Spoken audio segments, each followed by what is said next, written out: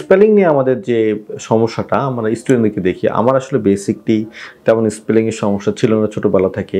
That's why আমি এটা যে একটা বিগ প্রবলেম হতে পারে আমার আসলে ধারণা ছিল না। তো এখন এই ইংলিশ পড়াতে এসে দেখি যে স্টুডেন্টরা বেসিকলি এই যে আইএলটিএসে তারা খুবই সাফার করে এবং সাফার করার কথাও।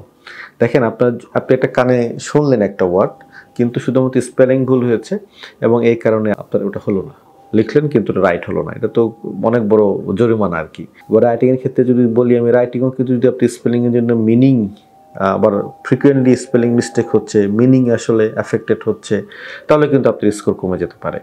তো কাজেই স্পেলিং বিষয়টা আপনাকে অবশ্যই টেক কেয়ার করতে হবে আপনাদের এই আইএলটিএস জার্নিতে।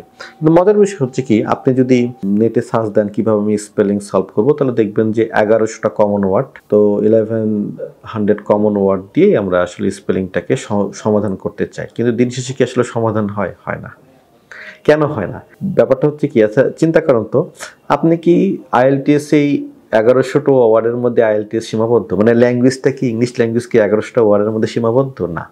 কিন্তু তারপরও মানুষজন 1100টা ওয়ার্ড নিয়ে কেন মাতামাতি করে? কারণ এটা হচ্ছিল শর্টকাট।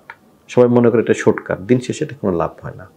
তাহলে আসলে আপনার কি করা উচিত স্পেলিংয়ের জন্য? আপনাকে কিন্তু পরিশ্রম করতে হবে। আমি বলবো আপনি ছোট একটা নোটবুক কিপ করেন, এবং এই নোটবুকটা কেমন হতে পারে আমি আপনাকে দেখাতে পারি, এবং এই নোটবুকটা দিয়ে আপনি আপনার স্পেলিং প্রবলেমটা ধীরে ধীরে কাটায় উঠতে সক্ষম হবেন, এবং যে ইমপ্রুভমেন্টটা হবে আপনার সারা জীবনের জন্য, not only for IELTS exam. এবং আইএলটিএস এক্সামে ডেফিনেটলি আপনি আরো মোর কনফিডেন্টলি স্পেলিং এই প্রবলেমটা সলভ করতে পারবেন। এনিওয়ে, সো আপনার যে নোটবুকটা হবে, এবং সেই নোটবুকটা আপনাকে আসলে একটা গাইড দিবে যে এই প্রবলেম থেকে বের হয়ে আসা। আমাদের এই নোটবুকটা কেমন হতে পারে, এবং মনে রাখবেন আপনার এই নোটবুকটি আপনি যেদিন থেকে আইএলটিএস প্রিপারেশন শুরু করেছেন, যদি আপনার স্পেলিং প্রবলেম থাকে সেদিন থেকে এটা হওয়া দরকার ছিল, উচিত ছিল। আজকে থেকে যদি শুরু না করেন তাহলে আপনি কিন্তু আজকে থেকে আরেকদিন পিছিয়ে যাবেন। ওকে, সো চলেন দেখে আসি নোটবুকটা কেমন। আচ্ছা, এরকম একটা নোটবুক আপনি তৈরি করবেন যেখানে 3টা কলাম থাকবে। যেমন প্রথমে হলো wrong spelling, right spelling, points to remember. আপনি এখানে বাংলা ইউজ করেন, সমস্যা নেই। ধরেন আপনার স্কুল বানানটি ভুল হয়েছিল, SCHOL, আপনি দুটো এলের জায়গায় একটি এল দিয়েছিলেন, বাস এটা মিস্টেক হয়েছে। আপনি মোবাইলে টিপেন, মোবাইলে আপনি কিন্তু কারেক্ট করে দিবে। রাইট স্পেলিংটা লিখলাম স্কুল, এবং তারপরে আপনাকে যেটা করতে হবে এখানে লিখে রাখতে হবে ও 2টি হবে, একটি নয়।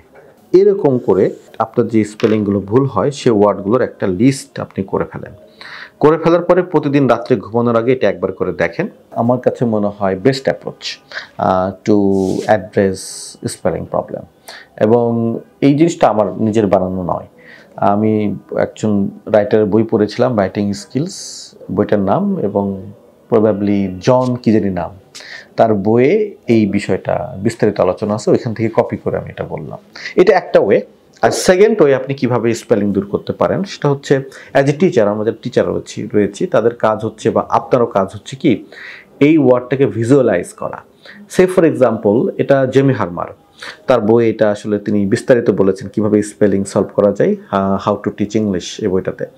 সেখানে উনি বলেছিলেন সেটা হচ্ছে এই ওয়ার্ডটাকে ভিজুয়ালাইজ করতে হবে, মানে অনেক বেশি ভিজুয়ালাইজ করতে হবে। আপনি কি করবেন জানেন?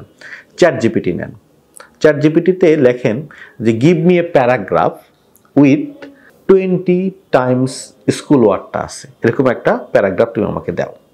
তখন আপনাকে এটা চ্যাট জিপিটি একটা প্যারাগ্রাফ প্রডিউস করবে। আপনি চ্যাট জিপিটিতে ওই প্যারাগ্রাফটা পড়েন, একবার দুইবার পড়েন, তাহলে দেখবেন যে স্কুল ওয়ার্ডটা তো 20 বার আছে, তো 20 বার আপনি স্কুল ওয়ার্ডটা দেখবেন, ভিজুয়ালাইজ হবে। তো যখন এই ভিজুয়ালাইজ হবে 20 বার, এই স্পেলিংটা আপনার আর পরে সমস্যা হবে না।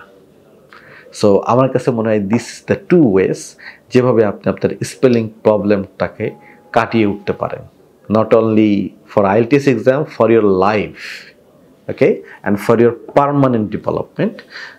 এটা রিলসের মতো না, ফেসবুকের যে হচ্ছিল দেখলেন চলে গেল, এটা আসলে আপনার চোখে ভেসে থাকবে, সারা জীবনের জন্য এটা স্কিল ডেভেলপমেন্ট হবে। তাহলে আমি কি বললাম, সামারাইজ করি, দুটো ওয়েতে স্পেলিং দূর করা যায়। একটা হচ্ছে আপনি দুটো ওয়েই আপনার দরকার, কিন্তু এমন না যে এটা করলাম ওইটা করলাম না। ফার্স্ট হচ্ছে আপনি এরকম একটা নোটবুক তৈরি করবেন, নাম্বার 1। আর নাম্বার 2 যেটা হবে সেটা হচ্ছে আপনি ওই ওয়ার্ডটাকে চ্যাটজিপিটি দিয়ে একটা প্যারাগ্রাফ মেক করে প্যারাগ্রাফটা 2-1 বার পড়বেন, তাহলে ওয়ার্ডটা আপনার কাছে ভিজুয়ালাইজ হবে। ওকে, থ্যাংক ইউ ভেরি মাচ।